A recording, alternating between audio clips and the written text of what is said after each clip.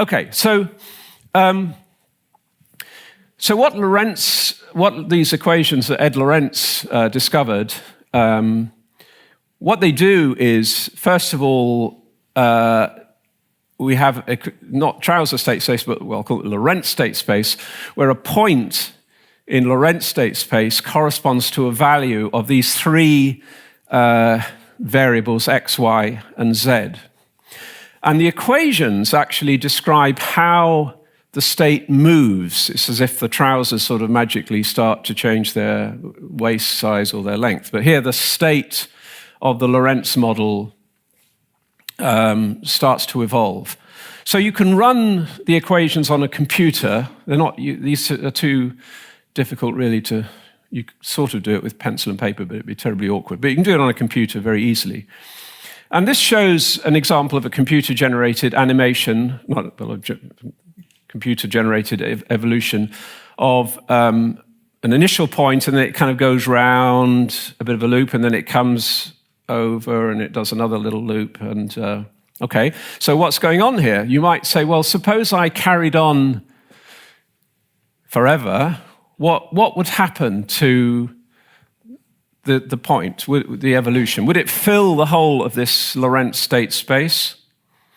Or would it stay in a subset or something like that? So this is what Lorentz did back in the early 60s. And he discovered something rather curious, that it was kind of, if you just carried on forever and ever and ever, the state didn't fill the whole of the state space. It just stayed within a sort of subset. And the subset wasn't just some amorphous kind of blobby thing. It seemed to have some structure. It had these two lobes. It looks a bit like a butterfly. Sometimes call it a butterfly. Now, I mean, chaos sometimes is referred to as the butterfly effect, and that's a complete coincidence. The fact this looks like a butterfly has got really nothing to do with the butterfly effect. Butterfly effect is about, well, we'll come to it in a minute, about the unpredictability of the system. But anyway, Lorentz looked at that, and because his computer could produce output which could, graphical output, and he kind of puzzled, what is this thing I'm looking at? And first of all, he knew enough about the equations that he realized this wasn't a solid, like a solid object, a solid three-dimensional object. But he also convinced himself it couldn't be a two-dimensional object either.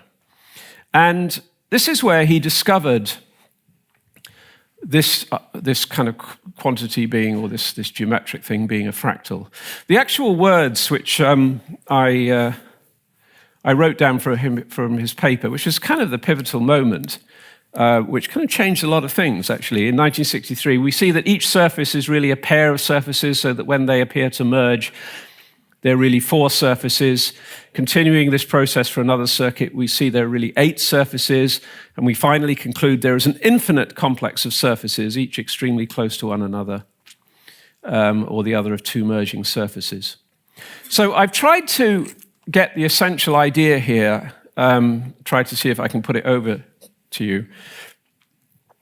And in a way, it's a little bit like pastry, rolling out pastry and making, what's it called, Filou pastry, where you keep folding things over. What the equations are doing are taking, if you look at the top left figure, is taking a kind of surface, and the equations kind of stretch the surface out and then fold it over in state space, in the state space. Not in physical space, in state space. And then, if you look at the top right, the idea is, okay, you take this folded surface and you let the equations kind of work on that, and they do the same thing. They stretch it all out, fold it over again. Okay, you take it back, and now you're looking at the bottom figure. So you've got 2 lots of folding, stretch it out again, fold it over. You've now got 4, 8, 16, 32. Just keeps repeating and repeating. And in some sense, this is a kind of a representation of lots of folding over. And what you can then do is take a cross-section through that fold. And this is sometimes called a Lorentz section. And what you find is that you have a structure which was discovered by a mathematician called Georg Cantor in the 19th century, and it's called a Cantor set. And it is the prototype fractal. And when Cantor came up with this, people thought he was his contemporaries thought he was completely crazy. And in fact, it sent Cantor into a depression because these ideas never got recognized in his lifetime. It's only much later we realize how utterly brilliant Cantor was. Cantor's construction actually was much, much simpler than these chaotic equations. But what I'm trying to say is at the heart of this chaotic geometry is Cantor's set. So just to describe Cantor's set, the idea is very simple. You start with a line with a finite length, and you remove a third, the middle third of that line. So you now have two pieces. So in this figure, the top one is the whole line, then you come down one, and you see these two thirds left over. And then you take these remaining 2/3 and you chop out the middle third of each of those. So now you've got 4 smaller bits still, and you chop out the middle third of those, and now you've got 8, and you chop out the middle third of those. And you keep doing this literally forever. And Cantor's set is what is left over when you have continued chopping out middle thirds forever. Now, what is really weird about this, and in fact, maybe I'll show this. What is weird about this is that how big Cantor's set is depends on whether you look at it from the inside or from the outside. This is why I've made an allusion to the TARDIS, Doctor Who's TARDIS, which kind of looks small and insubstantial from the outside, but is kind of, palatial on the inside. And similarly, Cantor's set. Cantor's set is no size whatsoever. It's a mathematician would call it measure zero. It has no size. It's zero size. And yet, from the inside, it contains not only an infinite number of points, and this is the bizarre thing, it contains as many points as you started with on the full line, the full real line. And that's why his colleagues thought he was kind of a bit barking mad. But turns out his structure, as I say, is exactly the structure that we see when these chaotic equations continually stretch and fold surfaces in the state space. Okay, so with that, we can start to link the fractal geometry to these mathematics. I didn't actually say what Hilbert's decision problem. Hilbert's decision problem is really, can we find an algorithm where you input some mathematical conjecture that you have? And it could be, for example, the conjecture of Fermat, that those equations have no solutions in positive integers for n greater than 2. The idea is, can you input that into some super algorithm, and the algorithm will run on a big computer and it'll sort of chunter away for a while, and then stop and say, yep, your conjecture is true, or no, the conjecture is false. And what Turing showed was that there is no such algorithm that would do such a task for a general mathematical input.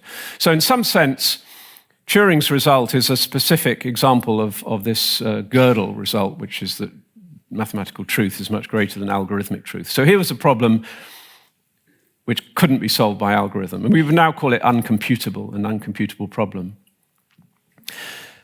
Now, in the 1990s, a computer scientist called Simant Dubé showed, and I'm not going to go into any details, but problems like Hilbert's decision problem can actually be formulated in a completely equivalent way in terms of geometric properties of these fractal, what are called fractal attractors. The Lorentz geometry is sometimes called an attractor. It just means an intrinsic property of the dynamical system. But what Dubé showed was that you can express problems like Hilbert's decision problem, things that are known to be not computable, not algorithmically provable, as a property of a fractal. So just as Hilbert's decision problem cannot be cannot be proven by an algorithm. So, for example, determining whether a line intersects a fractal or not is similarly algorithmically uncomputable. And the two are basically what a mathematician would call isomorphic. They're the same problem. So there's a remarkable link between fractal geometry and, as I say, these problems in these kind of remarkable theorems in perhaps the mathematics of the first half of the 20th century. Now, as far as Andrew Wiles is concerned, again, take me too long, and you sort of you wouldn't be interested in the details, I'm sure. But proving Fermat's theorem, was an enormous achievement.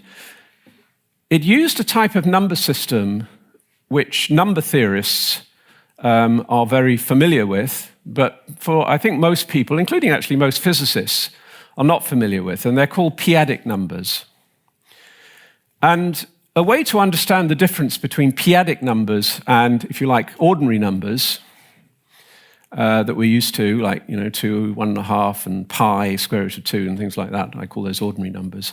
The ordinary numbers are the sorts of numbers you need to describe mathematically Euclidean geometries. So if you want to talk about a sphere or an ellipsoid or a hyperboloid or something, mathematically, you would do it in the language of what are called real numbers or ordinary numbers. But if you want to describe the geometry, really get down to the geometry of fractals, then actually these p-adic numbers provide the means to actually talk kind of analytically and mathematically about these fractals. So again, the geometry of these things, which, as I say, Newton would have kind of understood, but creating this remarkably strange geometry linked very directly to this type of modern number theory, which led Wiles to prove this very great result in mathematics, Fermat's last theorem. All right, now I'm going to slightly switch gears for 10 minutes because if one says one has a great theory of physics, I think it clearly needs to explain some fundamental things, perhaps first and foremost. But it also has to be practically important. It has to, affect our daily lives. And, manifestly, quantum mechanics affects our daily lives. Everything, modern electronic gadgets and, everything that we use in our daily lives has some link back to quantum mechanics. Even actually general relativity, I'm not sure whether people know this or not, but the fact that GPS is a useful tool for locating our positions actually makes use of general relativistic corrections to Newtonian's gravity. If we only use Newtonian gravity, GPSs would be too inaccurate to be useful. So actually even something like general relativity, which predicts black holes and things, also has practical relevance. So I want to talk about something I worked on for many years, which is of practical relevance, which is to do with chaos. Chaotic dynamics or chaotic systems are often described as systems that are unpredictable, and I used that word earlier. But in some sense, whilst it's true, it's not a very useful. If something's unpredictable, there's not much you can do about it. But actually, this notion of unpredictability is only really about the long-term, predicting things perhaps for a long time in the future.